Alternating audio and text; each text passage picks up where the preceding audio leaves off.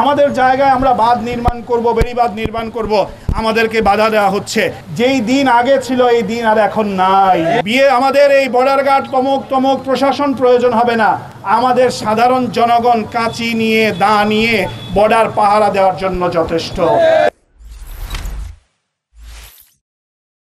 আমাদের এই সিলেটের পাশেই আমাদের সীমান্তবর্তী অঞ্চলে বাংলাদেশের জায়গায় আমাদের জায়গায় আমরা বাঁধ নির্মাণ করব, বেড়িবাঁধ নির্মাণ করব, আমাদেরকে বাধা দেওয়া হচ্ছে। আমরা স্পষ্ট ভাষায় একটা কথা বলে দিচ্ছি, যেই দিন আগে ছিল এই দিন আর এখন নাই। এখন বাংলাদেশের মানুষ আমাদের এই বর্ডার গার্ড তমক প্রশাসন প্রয়োজন হবে না। আমাদের সাধারণ জনগণ কাঁচি নিয়ে, দা নিয়ে বর্ডার পাহারা দেওয়ার জন্য যথেষ্ট। এটা নিয়ে শুধুমাত্র টালবাহানা করবেন আর বাংলাদেশের জনগণ বসে থাকবে, পীর সাহেব চরমোনাই বসে থাকবে, এটা হতে পারে না। প্রিয় বন্ধুগণ, আমরা এই বর্তমান সরকার সহ বর্তমান দেশের পরিস্থিতি আমরা জানি, কিছুটা অস্থিতিশীল পরিস্থিতি চলছে। দীর্ঘ 16 বছর একটা অনিয়মের মধ্যে থেকে বাংলাদেশ বেরিয়ে এসেছে। এই মধ্যে এত দ্রুত সবকিছু ঠিক হয়ে যাওয়ার সম্ভাবনা নেই, কিন্তু এই বিষয়কে সামনে রেখে কাজে লাগিয়ে একটি বিদেশি ষড়যন্ত্র বাংলাদেশকে নিয়ে চলমান রয়েছে।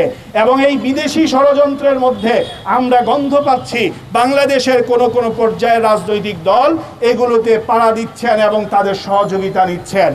আমরা স্পষ্ট ভাষায় বলে দিচ্ছি, আমাদের পেটে পাথর বেঁধে হলেও আমরা জীবনযাপন করব, কোনো বিদেশি শক্তির কাছে মাথা নত করব না।